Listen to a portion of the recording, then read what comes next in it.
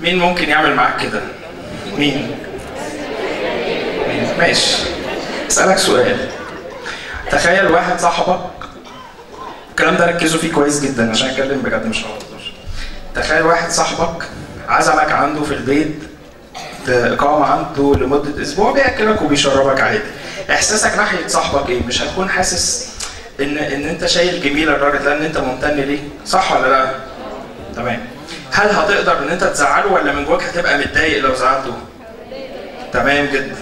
طب لو نفس الشخص ده صاحبك قعدك عنده لمدة شهر كامل بياكلك وبيشربك، وطبعا اكيد في غسيل، انت قاعد عنده شهر يعني بقى غسل لك الغسيل معاه، هتبقى حاسس ناحيته ايه؟ مش هتبقى عايز تشكره وعايز تعمل له اي حاجه تفرحه في الدنيا؟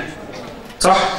وصاحبك ده مش ممكن بيكون يعمل كده معاك عشان مصلحه او عايز من وراك حاجه او مستني منك مقابل؟ صح ولا لا؟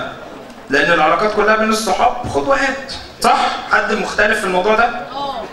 مين اللي قال ايوه طبعا. ايه؟ واحده؟ طيب 2. او الموضوع ده بيحصل فيه فلسفه غريبه انا للاسف ما فهمتهاش وما كنتش واخد بالي منها. في ناس بتعمل معاك كده، في ناس كل يوم بتنزل الشغل الصبح بتشتغل وحارمه نفسها من الفسح والمتعه، وبيغسلوا لك وبياكلوك وبيشربوك اللي هو باباك ومامتك، وكل ده المفاجاه ان ده بدون مقابل، الناس دي مش مستنيه منك حاجه. فهي الفلسفه غريبه، مش عارف، يمكن احسها لما ابقى اب مثلا كمان 3 4 شهور، فمش عارف يعني لسه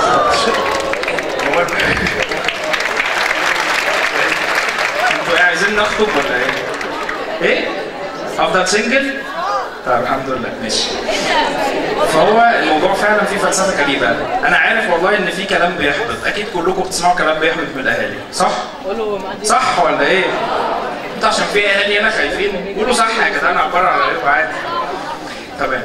انت الموضوع فعلا انا عارف ان انت من جواك بيبقى نفسك تفرح اهلك، تبقى قاعد كده بينك وبين نفسك اللي هو انا نفسي فعلا افرح اهلي لان شايفهم تعبانين معايا، ويروح حب جاي حد خبطك يبقى قابلني بقى لو فلحت، اللي هو يعني ليه؟ هو انتحر طيب ولا اعمل ايه؟ فهو الموضوع فعلا حاول عشان تحل الموضوع ده، حاول تبص للرساله او المضمون بتاع الكلام اللي بيتقال لك والطريقه اللي بتبقى معاك، لان الناس دي فعلا اكتر ناس بتخاف عليك في حياتها، لان هم مش مستنيين منك مقابل، بالعكس ده عايزينك تبقى احسن منهم. فدايما فكر في الفلسفه بتاعت الاب والام، وخد المضمون ان هم بيقولوا لك كده، هم من نفسهم او من جواهم عايزينك ان انت تبقى احسن، وشايفين ان هو كلامهم ده عايزين يحفزوك. بس ممكن الطريقه ما تكونش صح، بس مش الناس اللي علمتنا اصلا نعيش ازاي والناس اللي كبرتنا مش هتيجي بعد كل السنين دي ان احنا نعدل عليهم، ما يصحش، صح؟